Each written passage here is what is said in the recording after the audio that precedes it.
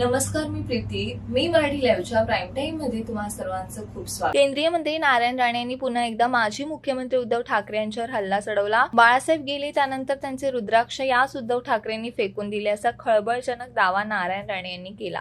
मला मातोश्रीमधील सगळं माहीत आहे. मी अजून सांगितलेलं नाही. बाळासाहेबांनी माझ्याकडून शब्द घेतला होता म्हणून मी शांत आहे. कुठल्याच ठाकरेंबद्दल वाईट काही करणार नाही असं बाळासाहेबांना सांगितलं होतं म्हणून शांत आहे असा सूचक इशाराही नारायण राणे यांनी दिला आहे.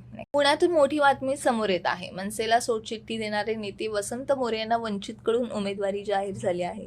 वसंत मोरे यांनी मनसेला सोडचिठ्ठी दिल्यानंतर राष्ट्रवादी काँग्रेसचे अध्यक्ष शरद पवार यांची भेट घेतली होती.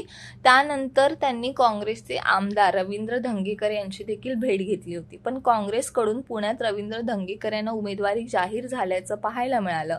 त्यानंतर वसंत मोरे यांनी प्रकाश आंबेडकर यांची भेट घेतली. तेव्हापासून वसंत मोरे वंचितकडून लढणार असल्याची चर्चा सुरू झाली होती. मात्र आता या चर्चांना पूर्णविराम मिळाला आहे, कारण वसंत मोरे यांना वंचितकडून उमेदवारी जाहीर झाली आहे. महिला IPS अधिकाऱ्याच्या पाठलागाचं एक प्रकरण समोर आलंय. मागच्या 1 महिन्यापासून कारणे महिला IPS अधिकाऱ्याचा पाठलाग सुरू होता. सतत एक कार आपल्या पाठीमागे असते हा संशय आल्यानंतर महिला अधिकाऱ्याने आरोपीला ताब्यात घेतलं.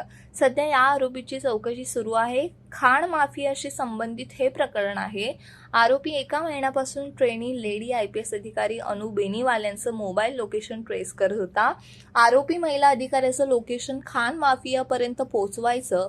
मध्य प्रदेशच्या ग्वालियर जिल्ह्यातील हे प्रकरण आहे. दिल्लीचे मुख्यमंत्री अरविंद केजरीवाल यांना ईडीने अटक केली. त्यानंतर त्यांना आता न्यायालयीन कोठडीत पाठवण्यात आले आहे. ते सध्या तिहार जेलमध्ये आहेत.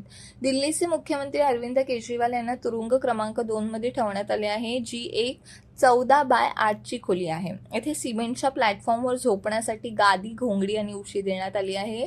सूत्रांनी दिलेल्या माहितीनुसार अरविंद केजरीवाल यांच्यासाठी त्यांच्या घरातून जेवण येत आहे. पण असं असलं तरी केजरीवाल बंद असलेल्या तुरुंगात अनेक कुख्यात गुंड बंद आहेत.